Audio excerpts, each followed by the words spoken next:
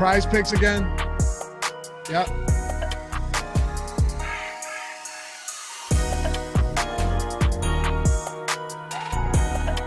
Yo, what is going on, everybody? Welcome to the Awesemo.com NFL on the Contrary show. I'm Dave Loughran, hosting with you once again, back for another week. Somehow, I'm surprised we're here after last week, but I don't know. Some of you guys seem to enjoy it. Happy to have all of you with us, and we've got an awesome guest that I'll introduce in just a second. I feel like things may go a little bit differently than last week, but first, Alex Baker with me, as always. Awesemo himself, #1 ranked player out there. What's going on, brother? What's up, man? Yeah, grateful to be here because it seemed like our show was pretty close to getting canceled after that one. But unfortunately, Jared Goff didn't have a 400-yard day. So it was a little bit rough week for our recommendations, but I hope that we can step it up this week. I feel like every time I've talked to you over the last week, your first answer to every question I have is just Jared Goff. Yeah. I mean, like, he is really the answer to every question in DFS. So. How's the weather in Chicago today? Jared Goff. Not great. That offensive lineman didn't come through as we anticipated. Anyway, we got an awesome guest with us today, David Bergman. You may know him as Whistles Go Woo. Had a, dare I say, viral interview almost with DraftKings after taking down the $2.5 million. And just a really exciting guest to have on and pick his brain and talk some football with. So, David, appreciate you joining us, man. Sure. Thanks for having me on the show. Excited to be here. Excited to talk about football and whatever else we might go down the rabbit hole with. Well, let me just start with something because this blew my mind. I always try and do some recon, right, with our guests because I want to get to know them before we get to know them. And I'm watching a few of your spots that you've done, and I was watching the Lulls podcast with Brick, who's joined us a bunch of times on this show. Great guy and Pete Overzet. And I'm watching this from the beginning and thinking, I don't know how this guy juggles all of these tasks, right? You're an associate professor, right? You say you do many other things. And then I'm like, all right, well, he's single. I get it. The guy's single. There's no doubt.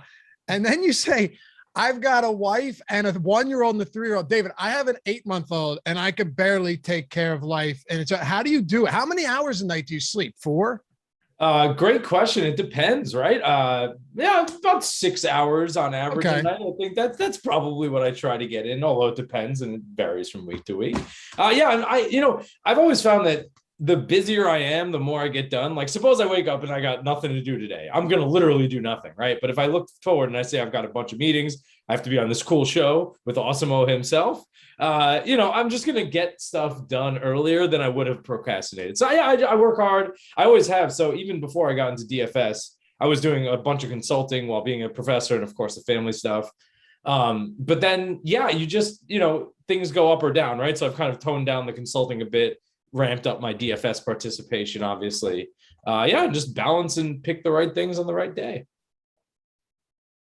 Are you a workaholic, David? There's no question. Nobody could, but I be cliche about it, but like, if you love what you do, it's perfectly fine. Right. And so, yeah, every prong of my professional life, I love.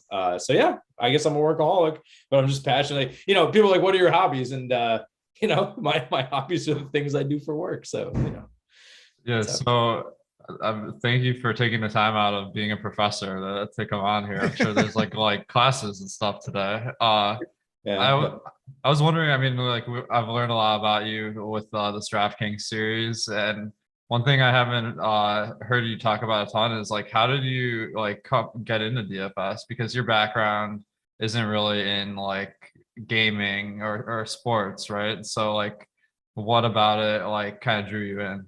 Sure. So I've always loved sports, but not really did much in the betting world. I played poker, but not on the level of most of the DFS guys.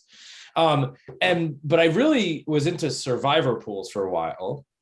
Took one kind of major one down. Not by DFS standards these days for me, but at the time super major for me. And of course, those are season-long things, which are fun, but, DFS gives you a much more exciting kind of activity.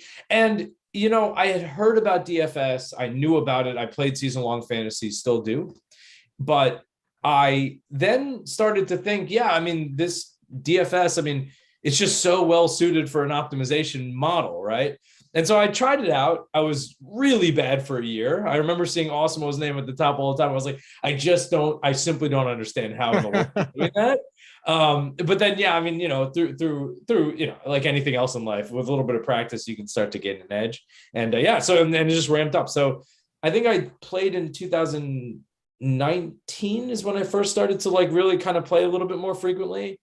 And yeah, I built up the bankroll a bit during baseball season, basically lost most of that bankroll in the fall, but then, started to adjust my strategy, started to understand a little bit more how I can play my game. And that's how it ramped up. It was, one of my buddies was like, yeah, we should try, why don't you take a look at DFS? And I did. And I was like, yeah, this is an awesome game.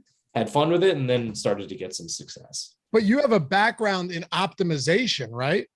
Correct. I have a PhD in optimization. It's the thing I do with my life. So it's just absolutely. So optimization is the thing that I do. Yeah, that's crazy because you got a lot of people that are, really great players out there, David, that, and by the way, hit that thumbs up, guys. Hit that thumbs up if you haven't done so yet. We're coming in hot today. But yeah, there are a lot of guys out there that use third-party optimizers and they do the job, but you decided that you were going to write your own code, build your own optimizer, right? Which is, I'd say, maybe I'm wrong, but that feels pretty unique for many of the people that we've spoken to on this show and around the industry who've had a lot of success like you have. It could be. And, like optimizers, look at Fantasy Cruncher or any one of them out there. The algorithms that go behind, so I assume that most of these sites are using another third party to actually run the optimizations. They just take in the data, they model the problem, and then they spit out the results, right? But the software that is used for optimization, me and my buddies in academia are the one that developed the algorithms for that, right? So this is, I mean, when I say it's my wheelhouse, it is the thing that I do professionally and have for years. So like, yeah, I mean, I when there's an optimization problem, I don't go online. Like I use the state-of-the-art optimization engines. I build my own optimizers or whatever the case may be. I have one question regarding that is, I mean, when people think of optimization, like, I know it's kind of like a knapsack problem and you're trying to maximize points, but in DFS, like there's a lot of variables you're trying to account for. So like, do you think of optimization in that way where it's like, you're trying to just like optimize for one thing, or do you try to like optimize for like a bunch of different variables at once? Yeah. So in DFS, if you're just doing one objective, you're probably going to miss, right? I mean, you have to take into account ownership. You have to take into account, those players that might actually pop off. You have to also take into account some guys that are going to be more steady, right? And I think you have to mix all that stuff together. And the particular secret sauce that I blend into the optimization algorithm, of course, will be the thing that I keep close to, close to my own personal use. But yeah, definitely it's a mix of things. And there's a whole area of optimization called stochastic optimization. And I don't want to get too nerdy on you all, but it's like solving knapsack problems, but where your coefficients are uncertain, but you have some distributional knowledge. And so that's basically, I try to exploit some of that stuff. But then of course, I mean, it's a hard problem too, right? When you're setting 150 lineups at a time and actually thousands at a time, you can't, you have to do things quickly. Late breaking news. I mean, take basketball. If you're not updating your solutions very quickly, you're just not going to be able to keep up with everybody else. So yeah, I mean, it's a blended approach. Some things are traditional optimization type of stuff, like you're talking. Some things are more advanced stuff. And yeah, just mix it all together. So talking to David Bergman, you might know him as Whistles Go Woo. Going to break the slate down in just a second, but I have one final thing to ask you, Dave. When we talk to a lot of people, I think Alex is unique in the sense that he's a math guy, but he's also a sports guy. But you look at a lot of people that come into DFS, they come in with the understanding that they can find an edge without being a sports guy or a girl, whoever it is, right? And I think I know the answer to this, but are you more of a math guy, a sports guy, or both? And did this just happen to be like the perfect combination of passions for you that put you in a position to excel and really become infatuated, something that you wanted to get better with? Yeah, I think that's a great question. And I think every DFS player falls somewhere on the spectrum of pure analytics and pure sport, right? Yeah. I mean, I don't think there's any question that I'm more towards the analytics side, although I do love sports, there's no question, but still I'm more on the analytics side. But I obviously have taught a lot of students throughout the years, and they all come up to me and they're like, oh, what's the newest, coolest thing for analytics. I'm like, don't ask what the coolest thing for analytics is. Ask what you want to do in your world, and then apply analytics to it, right? So you can't just apply analytics in a silo. That doesn't work in DFS. That doesn't work in any industry that I've ever consulted for. And it doesn't work ever in practice. You have to bake in some understanding of the domain that you're studying, right? So in this case, sports. You can't, I can't just look at data series and then just build an optimization model that's going to perform well. Somehow you have to think about, what is important about a running back that you might want to distinguish groups of running backs by? What is important about a quarterback that you might want to distinguish? How is that important for then assembling a collection of entries? And if you don't think about the sport itself and how that plays out, I don't think it's possible to really compete. So yes, I'm definitely more towards the analytics side. There's no question, but still you have to bake in information about what you're applying analytics to always, if you're going to apply it successfully. Alex, is that how you describe yourself too? I think I'm definitely approaching this more from a gaming perspective where, I'm trying to figure out the best strategies, kind of using a combination of the sports knowledge and the math and analysis. So I've never really worried about how far on the spectrum from one way or the other. No, but were you a sports fan before coming to DFS? I probably not as big a sports fan as a lot of guys in DFS. So I feel like I'm not a huge sports fan just in comparison to everyone else. But I did really follow the Pistons in the early 2000s and got really into that as well as some other teams. But David, a little confusing here. Got one more question for you. We asked this of all of our guests. What is your algorithm? No, I'm just kidding. But one thing I did want to ask is, all of our guests. What I think some people kind of picture maybe the best person at doing sports analytics or predictions as being maybe more of an academic background, like a math PhD or something like that. But in reality, there aren't very many people like that in the industry from that academic perspective. I think you're one of the few. So why do you feel like more people who really love math and are really into academics don't gravitate towards DFS or don't succeed at it? Well, I can just say why I maybe think that I've succeeded. First of all, persistence. I mean, again, it is a frustrating game, right? I'm sure you've gone through swings. Everybody goes through swings, right? And that's frustrating, right? You're like, no, but I tweet, and it's just annoying because it doesn't hit for a while. So persistence, I think, is something. And then, it's messy, right? And it's frustrating, Sometimes you set a lineup in NBA and you really focus on one guy, and then 1 minute after lock, the guy's out of the game. And there's no math model that can really deal with that. And so it's just it's a non-pure math problem. And I actually think that the PhDs that have, PhDs in math or whatever, but go into industry, I don't know, working in consulting, working for any company, I think they would be more well-suited for such a game because they're more used to looking at messy data where the decisions are not clear. You can't really find the optimal choice. There's no such thing really. And so I think I think it's you need to have a different approach to it than just a pure math thing. When you write a research paper, you have to put a perfect model there and then use some real data, but manipulate it and simplify a problem. In DFS, you don't do that, right? There's no simplification of the problem. There's the problem of picking a winning entry. And so, I think the consulting experience that I've had merged with my academic background and training is probably what has helped me. And I think just my, I have the opposite of ADD. So if I get into something, you have to peel me away from it, right? Hyper focused on it. Yeah, I'm just I don't know. I guess, I read the description of ADD. That is essentially the opposite of how I am. I'm in this game, right? I'm in this right now. I don't even know what's happening outside in the world, right? We're chatting, we're talking. It's just pure focus. I think those three things are probably, but I think a pure academic could have some success still. I think there's no doubt. They made Adderall from your DNA is what you're saying. Right. If I took Adderall, I think we'd have a big problem. I don't know. He wouldn't sleep at all. Okay. You're a fascinating guy, man. I want to get into this slate. So I got to ask you something though. When you were younger then, right? Have you always been like this? Like what were, as a high school student or as a kid, what were you obsessed with? Was there something that you would just lose yourself in? Yeah. I mean, I'm a Rubik's Cube expert. Awesemo saw me. Yeah, although Awesemo tricked me with a Rubik's Cube, but that's a story for another day. What's your solve time?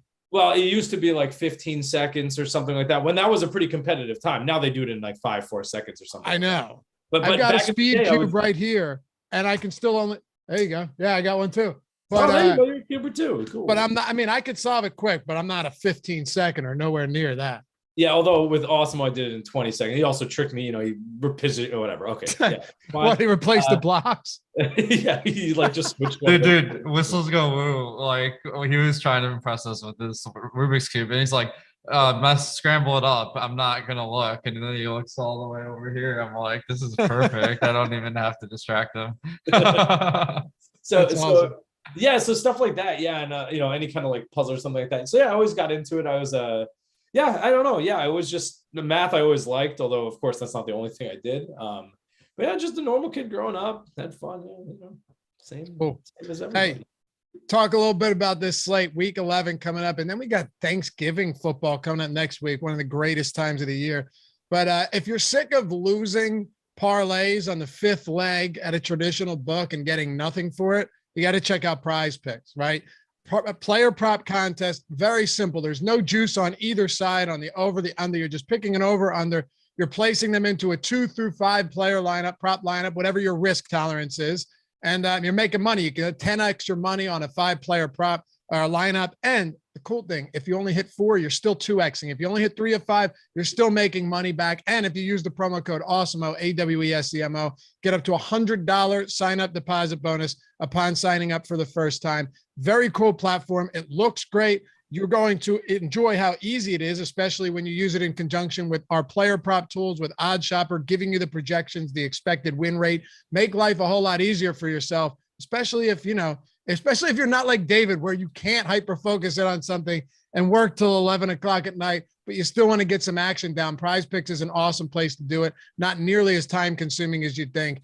And, hunt to $100 in deposit bonus when you sign up using the promo code Awesemo. Go to prizepicks.com, download it in the App Store, Google Play Store. Any sport you can think of, they've got on there, and you can mix them all up into one lineup and use all of our tools to do so. So prizepicks.com, check that out. All right, Alex, let me start off with you. New York Jets and Miami Dolphins. We got to talk about this because the Jets are allowing 40 points per game to their opponents over the last 5 weeks. Matt Kajeski actually likened their secondary to a college team this week. And that man does not speak of something so egregious unless he's serious about it. But then you've got Miami. It's not really the most potent offense. This game feels like one that could be 17-10, or it could be, 45-40 at the end of 60 minutes. Definitely. Yeah. I mean, the Jets have been giving up a lot of points. I don't know if their defense is like, I'm trying to pull up their season-long data, but a lot of times with these really bad teams, they look like they're giving up a ton of production, but it's because they can't keep their drives going and the other teams run like a ton of plays. So it looks like the Jets have allowed 8.4 yards per pass, which that is about a yard worse than your average defense. That's really what Tua needs, because the Miami's passing is really inefficient, like under 7 yards. So if you kind of add that boost, you got to project Tua to throw the ball pretty effectively. And the Dolphins throw the ball at one of the higher rates in the league. So this is about the perfect conditions for Tua this week. I know you've done some preliminary runs too, David. Where are you at on Miami and New York? Yeah, so as far as Tua goes, I think he'll be an average pick for me, right? I think I'll definitely have some lineups with him. Not going completely crazy in his direction though, because I mean, it could be a complete blowout in 2 seconds, right? And then you have a bunch of first half points and then it's all done. But you have to think about the other side of the ball, right? What about Flacco? I mean, he's so cheap, and now obviously you don't suspect that he's going to score too much. but with he's 4,600, I think, in the main slate, if I'm right, or something like that. But anyway, suppose that he throws a touchdown to someone, right? The amount of cap space that you would have relieved otherwise will be insane. And so I don't think that you should put Flacco in all of your lineups, okay? But throwing in the single stack with one of his wide receivers, I don't think is necessarily the worst play, because you're going to be able to fill with some superstar running backs, wide receivers, or whatever otherwise. And there's a lot of them this week too. There's a lot of superstar running backs and wide receivers this week. Yeah, I mean, look at the top 4 guys. I mean, Adams, Hill, all these guys, like you're gonna have a tough time picking between them, but that's fine. I mean, you can flip those coins. But yeah, I mean, if you can get 1 or 2 of them on a lineup and Flacco happens to throw a touchdown, it's not the worst play, I don't think. No, and Corey Davis is at least a viable wide receiver. It's not like they don't have anybody.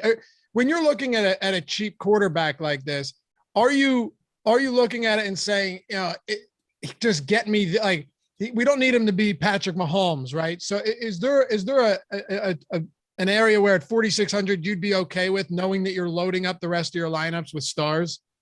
I mean, I'd be okay with that. Yeah, absolutely. I'm not going to play Flacco on 150 lineups, which, by the way, we can talk about my 150 strategy in the millionaire at some point in recent weeks, if you'd like, but I'm not going to put, Flacco in 150 lineups, that's for sure. But again, just imagine that he gets a touchdown and you happen to, I wouldn't put a 2-stack with him, right? No. So I would not put 2 receivers on a lineup with him, but I would put 1 for sure and see where it goes. I mean, Miami's defense is not bad. That's the other challenge there, right? But his salary is just so low. Alex, you've been a New York Jets apologist for the past couple. No, but in all seriousness, you've always seen opportunity with the team like that, where they'd go vastly overlooked and they'd be extraordinarily cheap and no one would touch them, even in good matchups. What do you think about the other side of this one with the Jets and Flacco and a Corey Davis or a Michael Carter in the backfield? I think the Jets are pretty intriguing. They have a 20 team total, which is a threshold for at least being fantasy relevant. And Flacco, as much grief as people give him for not living up to the kind of expectations of being a Super Bowl winning quarterback. He's not been horrible in the times he has started. He's averaged about 6.5 yards over the past few years per throw. So that it's not great, but it can get the job done with a lot of volume. And if Miami has a big day, then you're going to get a lot of Flacco passing attempts. And I like that Crowder and Davis both get a good target share and workload. So I think those would be really good guys to stack up. And then Michael Carter, whenever you get a statuesque quarterback, they tend to pass to running backs a lot more, and we've already seen that with Mike White passing to the running backs, and I think it could be even better for running back receiving with Joe Flacco. If that's the case, you might get another 8 or 9 targets for Michael Carter for sure. Tyler, go back to that split screen with Alex and myself and tell me what's wrong. Apparently I'm Eitan Shander and he's Greg Ehrenberg. Sorry. I'm just fucking around. Hey, David, what about when we start looking at some of these top tier players, right? The running back position has a lot of notable great players up top. Not all of them in particularly great matchups, though. Like Jonathan Taylor has a tough draw against Buffalo. Alvin Kamara was at practice, then he wasn't at practice, so we don't even know if he's going to be active. Nick Chubb actually does have a great spot against Detroit. And then, of course, McCaffrey at home against Washington. Are there any running backs at the top tier that you really like this week? Yeah, I mean, how about Dylan in Green Bay? Love him. Yeah, he's a little cheaper, but I love Dylan this week. Yeah, so he's very good. And I mean, McCaffrey, I don't know yet, right? I think we need a little bit more information about how he's going to perform, right? I just don't know if I would go deep on him yet. And yeah, Cook could be okay. I think at the top, it's tough. The highest salary running back that I think I like so far is probably Chubb. Yeah. I think he's the play that most people will probably go to on the super high end, but we'll see as things develop. Alex, his price point, there's no doubt right now that Detroit is baked into the salary, at least on DraftKings for Nick Chubb, right? Because he'd been mid 6K, high 6K, and then he jumps up $1,100 since his last game. Mind you, he was out with COVID-19 last week. Is this a price point with obviously Kareem Hunt not expected to play that you're willing to get to? It's hard to see Chubb getting much volume against the Detroit Lions led by Jared Goff. So you think they're gonna be in catch-up mode? Yeah, but no, I mean, like, you really can't draw it up any better. I'm not thinking that Chubb is gonna get like a crazy workload because Dearness Johnson has really proven that he's more than capable backup. So I think that Chubb is a fair price this week and definitely someone to go into. I think Christian McCaffrey is more the interesting situation where the quarterback change in Carolina really has a unknown effect on how he's going to perform. What about Mixon at that kind of no man's land where he's been very good in terms of getting opportunities this year? The Samaje Perine thing was completely overblown, and now you face a Raiders team that looks like they have a lot of holes in their defense. Definitely. Yeah. I think that Mixon is always a really interesting fantasy option when he's low, and particularly because he does dominate the touches in Cincinnati.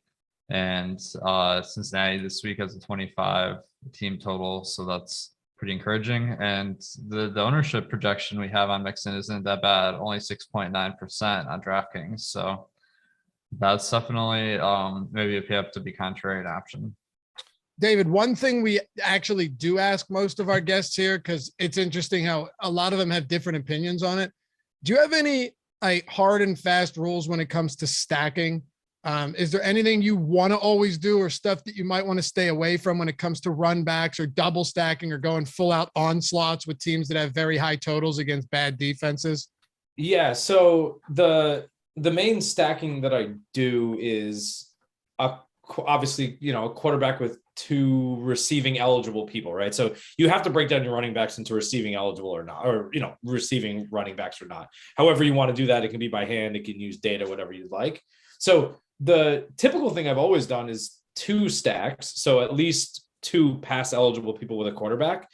But these days I'm kind of experimenting with just 1 stacks, right? So finding a quarterback in a receiving core that I really like, right? And trying to go a little bit deeper on just those 2 guys as opposed to, and then depending on the size of the slate, I try to avoid having multiple people on teams that I'm not having the quarterback on. So for example, on a 12 game slate, like on this weekend, I probably won't have 2 receivers from the same team if I don't have the quarterback associated with them, right? That seems like it's just too much of a pull away of points from each other. But yeah, and as far as looking at which running backs I might stack with a quarterback, I think you've got to look at you just have to look at how, do they catch regularly? Do they get at least, 5 targets a week or whatever the case may be? And that's how I kind of pick them. So I definitely going into, and of course you can also have like a Lamar Jackson with nobody stacked with him. That can happen. I've had no success with that, but I'm not saying people have it, it's an interesting play. I think I'd prefer to have someone stacked with a quarterback though. And Lamar's interesting now just because he actually has some legitimately good pass catching options, whereas before he had to do so much on his own, But, yeah, but I wouldn't go too heavy on Lamar this week. Alex, our top stack tool has Kansas City back up top, only down for a week. Now they're right back up top where they were a high leverage score, highest top stack probability, Buffalo second. Are there any stacks you're loving this week? Just thinking you're going to come in very heavy on? Yeah, man, that Kansas City versus Dallas matchup, that's going to be a game that could have some fireworks. So that's pretty interesting. I'm definitely considering contrarian options as well, although, I mean, both of those teams are great to stack up. So one that I'm kind of mulling over is Jimmy Garoppolo. This one's risky because the 49ers are facing off against Jacksonville this week. So the most likely situation is that they run the ball a ton of times because Jacksonville's defense just isn't very good and San Francisco's a run first team. But he does have 2 great receivers in Deebo Samuel and George Kittle. So a lot of times with quarterback, it's just, is the sum of the individual players good enough to justify playing the quarterback? And I think in this case, Deebo Samuel and Kittle are both excellent. So if they both have a good week the same week, then Jimmy G is going to have big numbers. Travis Petty in chat. Is this the real whistles go woo? Yeah, how do we verify that? yeah. Just make sure I'm nowhere else, which is tough to do. But yeah, this is the real whistles go woo. That I promise you. Travis Petty's been an awesome guest on this show as well, man. We had a lot of fun with him last year too. Got to get him back on, man. Yeah. So all right, let me ask you something then, David. Yeah. With this week, Cam Newton starting for the presumed starter for the Carolina Panthers. We saw they already got him involved last week in his first game active with them. They clearly think he gives them a better chance than PJ Walker, which I think we would all agree he does. Does this worry you that Christian McCaffrey could struggle as a result, maybe losing goal line touches here? Or do you think, you already talked about Joe Flacco being potentially viable at 4,600. Cam Newton's at 5,100 against Washington. You must have some interest here, right? There's no question. On a preliminary look, I'm looking at maybe 10% Cam or something like that out of 150 lineups. And I think that'll be pretty close. I don't know what Awesemo you have on your site right now, but that I think will be approximately what it is. I don't think it's going to hurt. I don't think it's going to hurt Christian McCaffrey. When teams score, they score, right? There's a symbiotic relation. Now, who will get the rushing touchdowns? We don't know, right? But I think just having a more electric offense in Carolina, I think will actually help Christian McCaffrey out if Cam can perform, like he did in the bit that we saw, right? So I would not shy away from McCaffrey just because Cam Newton would be someone who pulls away a little bit more, action. I just think there's gonna be more action, right? The offense is gonna be different. They're gonna just score more. They're gonna be, just moving the ball a little bit more fluidly down the field. So, and they play, they know each other, right? So I think it's gonna be interesting. So a rising tide lifts all ships is what you're saying in this case. I really think so. Yeah, I'm not worried. Look, McCaffrey is still gonna be a top 5 guy this week, I'm sure. And so don't be scared of Cam taking away too much in my opinion. Are you on the Newton train, Alex?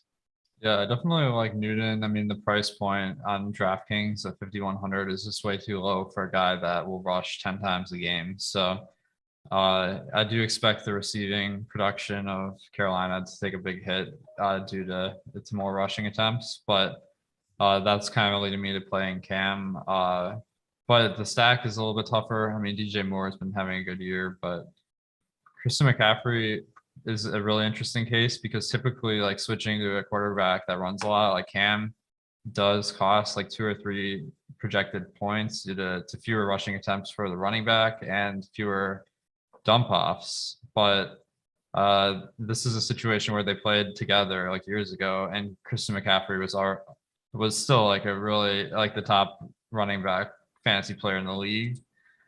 And he's been performing really well when he's been on the field this year. So it's kind of like the outlook for Christian McCaffrey has gone up more than the quarterback change has hurt him, I think. Yeah, and like who's Cam going to throw to, right? McCaffrey's going to be there. He knows how he moves. He knows there's going to be something there. So I believe that it's only going to boost him, in my opinion. Look, more red zone trips ultimately means more opportunities for everyone. So I get it. Yeah. And it's difficult to look at last year where Cam Newton seriously vultured almost every goal line attempt and red zone opportunity, but that was in New England. They didn't have quality skill players at that point, although Damian Harris probably should have got some more. But Alex, so David teased AJ Dillon not long ago. I got to tell you, if his ownership comes in where we've got him at right now, which is the highest on the slate, but still sub 20%. I don't know how you don't love, I don't see how he gets less than 20 touches. He had 23 looks and only played 49% of snaps last game with Aaron Jones being healthy for half of it. And you have him and you have James Conner, 2 guys in the 6K range at the running back position that seem like they could have really voluminous roles in their respective matchups this week. Totally. AJ Dillon with no Aaron Jones. That's a smash spot because beyond AJ Dillon, they haven't really played any running backs this year. So you got practice squad guys basically that are going to be spelling AJ Dillon. But I think Green Bay is kind of known for not giving the running backs as much work as you'd like. But this seems like a situation where that won't be the case because Aaron Jones is definitely coming back in a couple of weeks, so they probably aren't as worried about running AJ Dillon out for a lot of touches, and the price really hasn't adjusted to enough for the new workload. So I think AJ Dillon's fantastic, and Connor. It seems like Kyler Murray's trending up this week, and we all were kind of thinking Connor is in a smash spot with Chase Edmonds on the IR. Didn't materialize because Arizona absolutely sunk in their game, but the outlook remains the same for me. That I think he's going to be a really fantastic fantasy option as long as Edmonds is out. He still played 82% of snaps, but David, that kind of speaks to what you were saying with Newton. Is okay. Murray comes back. He does run the ball a little bit. He's a better passer than Colt McCoy, but maybe they'll actually score points with him under center this week where they couldn't last week. I mean, there's no question, right? Would you rather have Connor with Murray or Connor without Murray? Exactly. I don't think you can really make the argument that him coming in is a hurt for him. And yeah, I mean, going back to the Dillon pick, Vikings are a mid-tier defensive line. So I think you're going to get a lot of action there from him. So I think he'll be high owned. I think way more than 20%. I think that's probably an underestimate there, but I still think he's a good position. Do guys like Connor and Dillon, who I know you like a lot, David, and also talking about potentially getting some exposure to Newton, maybe some Flacco, granted not 150 lineups, like you said. Do you think that's going to up your exposure a lot to some of these high-end receivers, or at least from what you're looking at preliminarily? Yeah, but you can switch them around, right? You don't have to go with the same guys in every single lineup, right? Yeah. So I think, I think that if you're going to go with the real value guys this week, which seems like it's going to be the field's choice properly, then yeah, you're going to have to kind of figure out what you're going to do at the top of the receiving end. And yeah, you're going to have some exposure, but I mean, Adams, if I'm exposed to Adams on a Sunday, fine. I'll take that position any day, right? There's nothing, it's perfectly fine. And if he doesn't score, then okay, fine. I lost that bet. But I think, you just pick the guys, and Hill, again, with that matchup, it's going to be probably fireworks there, right? So he's going to get points. So I'm not worried about the top guys this week. They're gonna get their touches. And yeah, I certainly didn't mean to phrase that question as a negative at all. I think, Alex, there's an absurd amount of great top tier receivers. I mean, Stephon Diggs is facing an Indy team that's allowed 23 passing touchdowns, and we haven't even talked about the Dallas Cowboys right now are in that same game that you just referred to with Patrick Mahomes and Tyreek Hill and Travis Kelce and a slate high 56-point total. But the overall ownership on them, at least what we're projecting for stacking purposes for Lamb and Cooper and Dak and Schultz, is really, really low given the expected game conditions. Yeah, I mean, I think this is definitely the game of the week for fantasy. 56 total is about as high as we see him. So, I mean, I think maybe the only impediment to stacking up the game is just that it's expensive to play pretty much anyone from this game. That's a good fantasy option. So you can really only get maybe 2 skilled players plus the quarterback. And have a reasonably strong rest of your lineup. How much of this KC Dallas game do you have right now, David, on either side? Well, I'm kind of famous for going for Dak. So I think I put 150 lineups with Dak in the Millionaire last week. Was it? I can't remember. Did you really? Well, what is this new strategy where you only play one quarterback in the Million Maker? I feel like no one does that. Yeah, so I mean, look, to hit the Millie Maker, right? And you're playing against 200,000-300,000 people, whatever the case may be. I mean, how are you going to get there, right? Are you gonna spread yourself around and hope that you have one perfect, or are you going to take a position and just say, you know what, let's go deep with this? And that's been the strategy I've been using. And amazingly, I've picked so far. I've done this, I think, 2 or 3 times. all the times except for the Dak time, I picked really low salary guys, and that allowed me to fill the lineups like crazy with. And so I didn't do well, but at least like I was in the money with a lot of my lineups, like more than 50% of them, which is fine, right? And then with Dak, I was, he had a good game, but like Zeke was scoring, so that didn't really work out very well. I mean, I had him stacked too, but it wasn't throwing touchdowns. But that also worked out well because Dak was kind of hot. So yeah, that's I would not. I think Dak is almost always a pretty solid pick. I don't have any, and I have no reason to believe that he won't get action this week, especially with the other side probably going to score a lot. So yeah, it's a great any one of the stacks. I mean, I think the Lamb stack is probably the one that I would go for. I've missed on Cooper a bunch this year, but who knows? Is this something you would have felt comfortable doing before you were in a position bankroll wise? And I know you said that they were limiting you, right? So you'd have to put 2K in and then two. But would this have been a position saying you had the same knowledge of the game now as you did back then? Because it's easy to make mistakes when you're first getting into it. Is this something you would have felt comfortable doing without a bankroll where it's at right now, going all out on one player? No way. That's absolutely the wrong play. Okay. You look, like, even if you think that the strategy is profitable, you have to think about the variance in your return, right? And you're going to dip too much. I mean, for someone like me and Awesemo, that's a perfectly I don't know if it's a reasonable play, but it's an okay play maybe.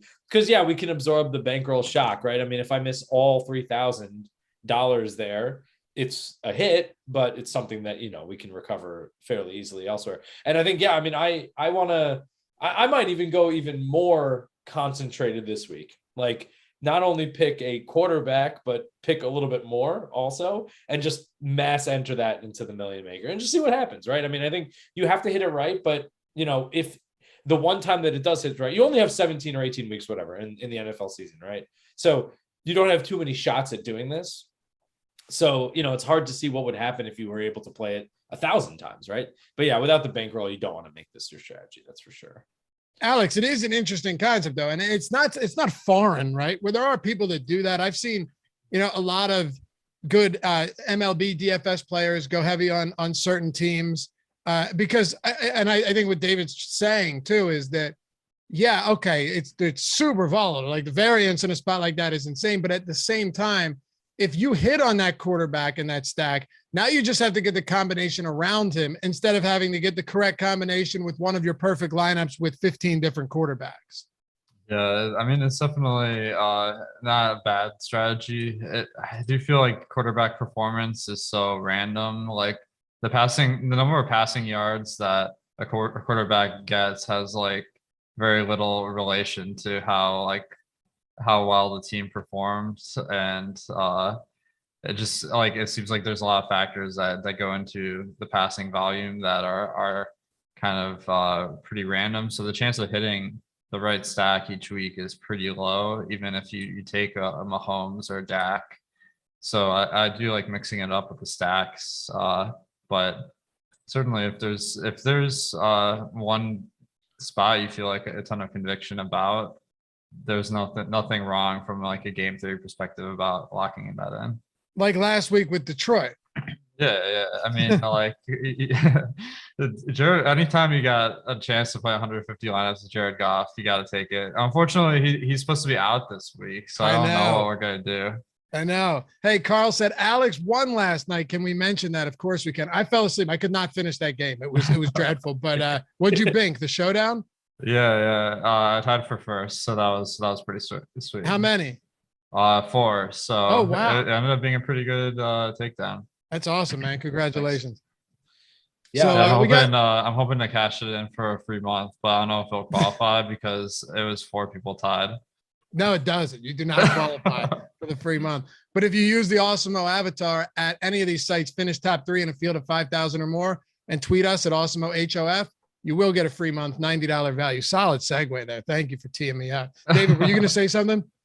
Oh, I was just going to say, towards the end of the showdown until the last 2 interceptions, which obviously made the defense on the other side the thing you had to put in the captain spot. I was creeping up on Awesemo with one lineup, but unfortunately interceptions and the pick six. Just one lineup, man. How come you single bulleted it? No, I mean I had a lot of lineups there, but only one that was close to competitive last night. Oh man, if Whistles Goes Woo played one lineup and passed you on the last play of the game, that would have been epic. It's not much strategy at all. Single bullet, that would have been great. And then we did have another comment. Where is this? Someone was. Oh, there it is. Chris said, "What a class guy with humility," and then he said, "Compared to that, Chess is okay guy." Don't worry. I'm not going to get you embroiled in this controversy, David. I'm passing along a compliment that was paid to you. Thank you very much. I appreciate that. Yeah, for sure. Hey, any other spots, David, that you're really high on this week after looking at your first run? Let me take a quick look. Give the viewers what they want. Yeah, I will. Montgomery in Chicago is not a bad play. I think I'll probably have a good position there. As far as, let's see, defenses, Washington could be a nice play there. We'll see. I mean, we talked about that matchup a little bit. That could be okay. Anything else interesting I see? Not really right now, but those are like the ones that I see kind of popping out early. How much do you factor ownership into your lineup building, into your exposure? A lot. So I used to not, but I'm gearing that up even more and more. So basically I run whatever I do without any consideration of ownership. Okay. And that, tends to give me a reasonable estimate on how the field might pick. And then what I do is I look at that and I say, okay, what are the plays that I can like downplay? Because I think they're just going to be completely overowned, and then go for some position with someone very close. Right. And that's how I do it. And I think that's becoming more and more of my strategy. Okay. Yeah. Yeah. I mean, Alex, have you always used ever since you started? Was it something that you looked to get into from like ownership? Was that something that you immediately identified and factored in, or did you progress along throughout playing? Oh, actually, I was kind of not good at ownership when I started playing. I really focused on trying to make good projection models, and that was like how I was trying to get an edge. Obviously, as the projections that people use got sharper, including using our models, that's where you have to like find more of a game theory advantage. So I think like before I was probably entering a lot of lineups that might have been too popular or too chalky, and just some of the lineups I was playing weren't that good, but the rest of the lineups kind of carried the weight there. So that's definitely something I'm looking at. And in a lot of our tools, like the lineup builder, you can kind of see how a contrarian is this lineup, like how's the stack up in projection, and you're trying to like kind of balance those two. Who are you highest on this week? I asked Dave the same thing. Who are the guys that you're highest on right now, or stacks that you feel the most confident in? I think Tagovailoa is probably the stack I feel most confident in, just because Miami does pass at such a high rate.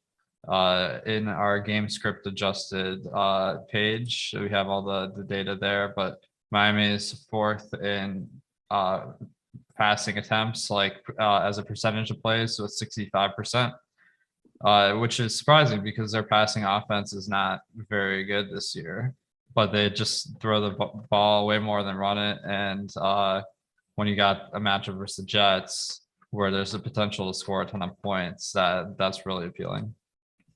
David, I would like to talk about, or at least get some exposure to Seattle, but that game last week, I know it's only a 1-game sample, and football in its own right is just based on short sample sizes, but should we be worried about Russell Wilson right now after that performance?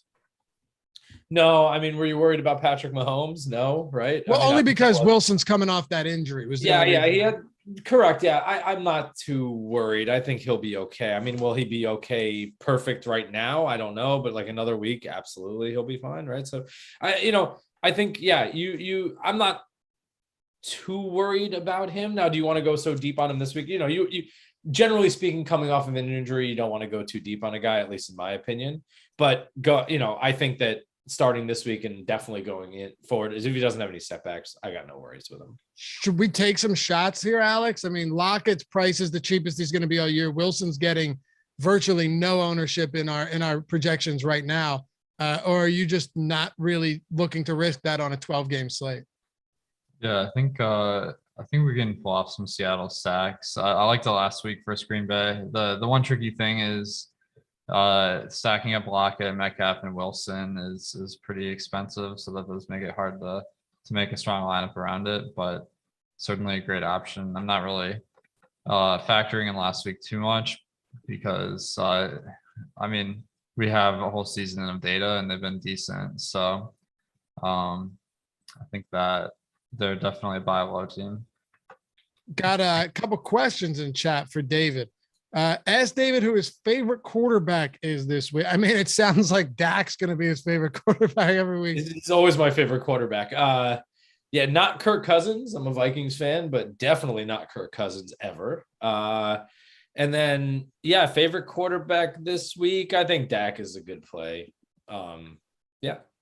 All right. And Jason asks, where'd it go? Oh, there it is. Does whistles go woo punt defense every week? I mean, really just what your lineups come up with, right? Nope. Yeah, defenses are super tricky. The prediction of when a defense is going to score a touchdown or something, I don't know. That's going to be a really hard thing to do. In the championship lineup I had Dallas's defense, but they just were lucky at the end of the game and got like a scoring touchdown, right? So I don't completely, ignore it, but I try to just differentiate. I try to just put in as many different plays as possible. Cause what's the highest cost defense this week? I guess it's probably the Titans. And will they be the highest output defense? Would I bet on that? I'm not sure I would, right? So it's really a tough one. I just try to differentiate like crazy when it comes to defenses and not focus on any particular one. Who was your championship winning stack? It was a Murray with I forgot exactly what the lineup was, but yeah, it was definitely. But it was Kyler Murray. Okay. Yeah, it was a Kyler Murray play. Yeah. Hey, Alex, we got a couple minutes left. You got anything for our friend David before we go? Yeah, I'm curious. You did mention that one of your favorite things is finding the guy that's going to be over-owned and then finding the pivot that's a little bit of a better play, and that fits right into our pivot and fade segment. I know it's a little bit tougher to go on the record with a fade because a lot of times it's like the guy that's pretty likely to go off, and that's why they're popular. But who would be your fade this week? Hold on a second. The other week we were running short on time, and our guest, we were running short on time, David, and I was like, I had our guest go with his fade and pivot, and then I almost had to say, Alex, we'll do it next time. And he said, it's fine. Don't worry about it because now I can't be wrong if I give my fade that's like 40% owned. So no worries here if you're not right on fading a guy that's 30% owned. Right. So why don't I go to Contrarian on Alex? I wouldn't go with Tua. I think he's going to be highly owned. So I'm going to fade him. Okay. Who's your pivot? I mean, it's got to be Joe Flacco, right? Flacco is the pivot in. I'm telling you, he's going to be like 0.0% owned. And if he can just get one touchdown, you're going to have so much cap space left for so many people. Will it come in first place? I don't know. But if you're playing a single entry, or if you're just trying in a big pool or something like that, and you're just trying to get some kind of, one of your lineups in there that really has a chance of climbing, should it be right? I love the Flacco play. I like it. What about you, Alex? Top pivot of the week. My top fade is Michael Carter. I think that I got pretty stoked about Carter when Tevin Coleman was a healthy scratch for a few weeks, but last week that wasn't the case, and Tevin Coleman played a decent amount. I don't know if that was because they got smoked or what, but it just shows that there's not quite as much potential for Carter to dominate touches, and that's really what you're looking for, because the Jets offense certainly isn't gonna put up a ton of touchdowns. My pivot, I think Joe Mixon. I think that he's pretty underowned. Another guy, since